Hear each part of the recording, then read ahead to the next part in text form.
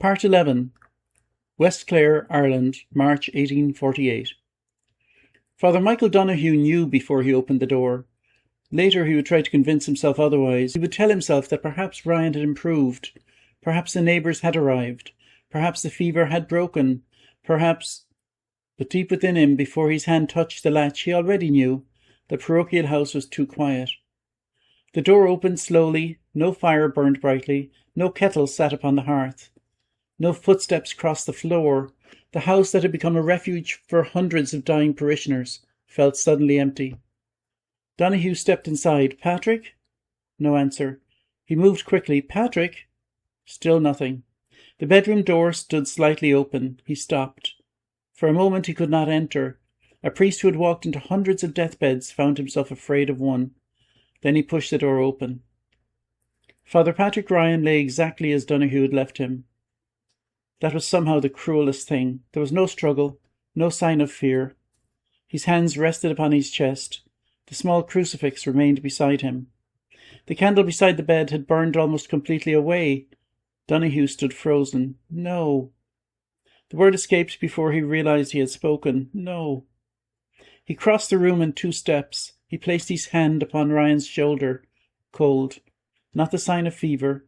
The cold of absence. "Patrick." Nothing. "Patrick, wake up." His voice broke. "Come now." Still nothing. For perhaps the first time in 21 years, Father Michael Donoghue called his friend by name, not as a priest, but as a brother. He sat beside the bed for hours. The sun crossed the room, the fire died, people came to the door. No one disturbed him. They understood. Everyone in the parish had lost someone. Now their priest had lost someone too. Eventually old Patrick entered. The farmer removed his cap. "Father?" Donoghue did not turn. He was peaceful. The words came out quietly. "Was he?" Patrick nodded. "The woman from next door came in the morning." Donoghue looked up sharply. "She was here?" "Yes." "Why did no one send for me?" The farmer hesitated. "She did." The room seemed to become smaller. "What?" "She sent a boy toward the quarry." Donoghue stared. "But he never found me." "No." Patrick lowered his eyes. The roads were flooded. Silence. Then the old farmer said the words that would haunt Donoghue for the rest of his life. "He asked for you." The priest closed his eyes. The woman from next door arrived later that afternoon. Her name was Nora O'D. She was 70 years old. She had cared for Ryan during the final hours. "Tell me." Donoghue's voice was barely audible. "What happened?" Nora sat down slowly. "He woke before dawn." Donoghue listened. "He asked where you were." His face tightened. "What did you tell him?" "That you'd gone to the O'Malleys, and..." He smiled. Donoghue looked confused. "He smiled?" Nora nodded. "He said, of course he did." The old woman wiped her eyes. "He said you would have gone." Donoghue lowered his head. "He spoke about you often, Father." Donoghue said nothing. "He said you carried guilt like other men carried tools." A tear moved down Donoghue's face. "He said you always believed that you'd not done enough." The old woman looked toward the empty chair. "And he said you were wrong." Donoghue covered his face. "What else did he say?" Nora hesitated. "He asked me something." "What?" "He asked me if I remember the Christmas before the famine." Donoghue looked up. "He talked about that?"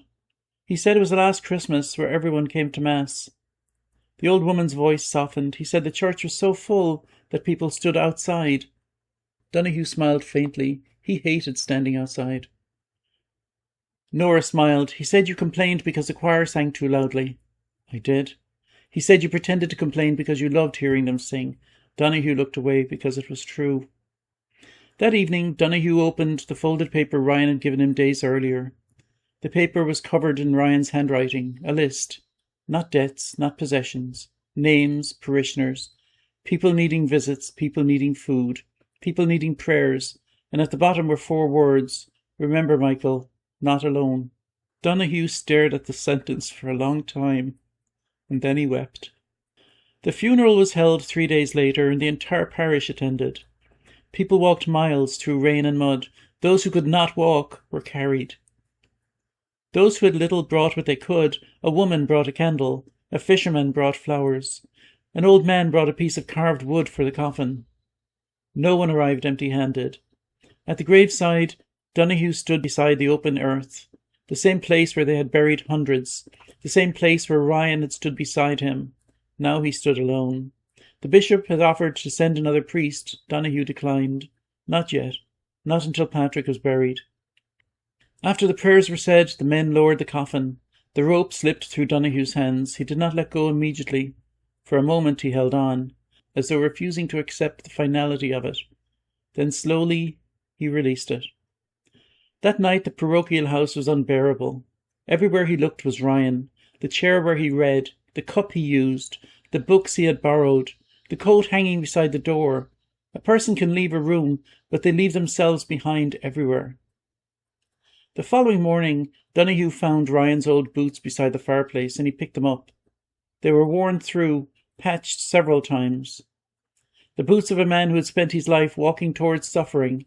Donoghue held them against his chest. And for the first time since Ryan's death, he allowed himself to say the thing he had been afraid to admit. I wasn't there. The words filled the empty room. I wasn't there. He knew all the answers. He knew what Ryan would have said.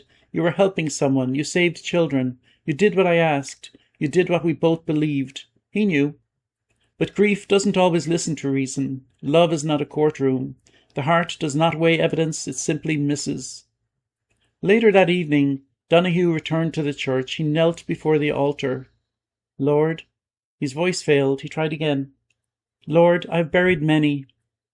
The candlelight flickered. I've told others that death is not abandonment. Pause. Help me believe it now. Outside, the wind moved through the churchyard. The new grave waited beneath the dark sky. And somewhere beyond the hills, the famine continued. More hunger, more sickness, more suffering. The work did not stop. It never stopped. But for the first time in 21 years, Father Michael Donoghue had to continue without the man who had always walked beside him. Part 12. West Clare, Ireland, April 1848. Spring came quietly. There was no celebration, no sudden transformation. The famine did not loosen its grip because the calendar changed. The fields remained empty. The cottages remained silent. The roads still carried more people toward graves than toward markets. But the rain softened. The mornings grew brighter, and small things began returning. A bird singing, a lamb being born, a child laughing. Life, stubborn and persistent, continued. Father Michael Donoghue changed after Ryan's death. Everyone noticed. He did not become bitter. That would have been easier. He did not curse the landlords. He did not curse the government. He did not curse God. Instead, he became quieter. Not colder, quieter, as if some essential conversation inside him had become too deep for words. The parishioners worried, especially those who had known him for many years. Old Patrick visited him one evening. You're eating too little. Donoghue looked up. Am I? Yes.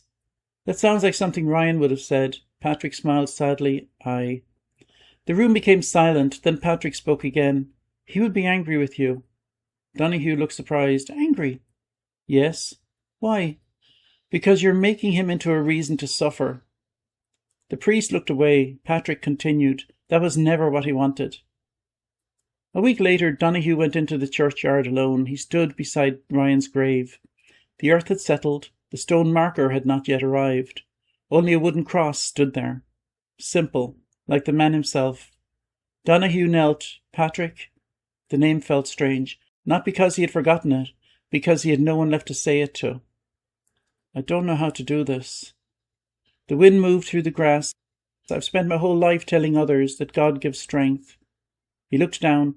I never imagined he would ask me to use it without you. He remained there until sunset, and when he returned to the parochial house, he found the folded paper Ryan had written. The list of parishioners.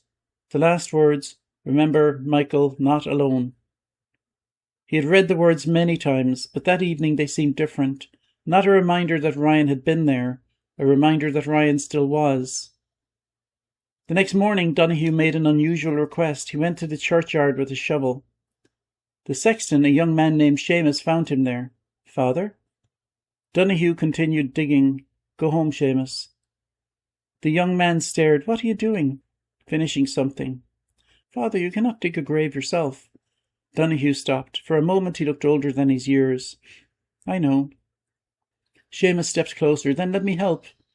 The priest shook his head. No. Why? Donoghue looked towards the wooden cross. His answer was quiet. Because he carried so much for me. A pause. Let me carry this. Seamus understood, not completely. No one could, but enough. He left, and Father Michael Donoghue dug. The earth was heavy. The rain had made it thick and difficult. His hands blistered. His back ached. Several times he stopped, not because he could not continue, because memories came. Ryan laughing, Ryan arguing, Ryan correcting him, Ryan saying he was wrong, Ryan saying he was right. All the ordinary moments that suddenly became precious when they're gone.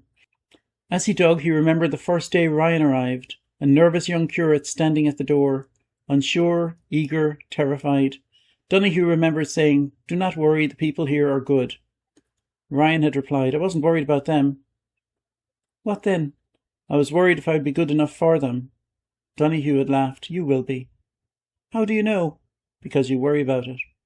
By afternoon the grave was finished. Donoghue stood beside it, exhausted, but strangely peaceful, not happy, not healed, but peaceful. The following Sunday the church was full, not because there was a special feast, not because anyone expected something extraordinary, because people needed to gather. Donoghue stood before them, the same pulpit where he had spoken during Christmas, the same pulpit where he had asked people not to judge the hungry. His hands rested upon the wood. "My friends." His voice was softer than before. "I've spent many weeks wondering why." The church became still. "Why good people suffer, why children die, why prayers sometimes seem unanswered." He paused. "I do not have all the answers. No one expected him to. But I know this." He looked across the congregation. "We are not abandoned." A woman began crying quietly. "We're not abandoned when we're hungry. We're not abandoned when we're sick. We're not abandoned when we stand beside a grave."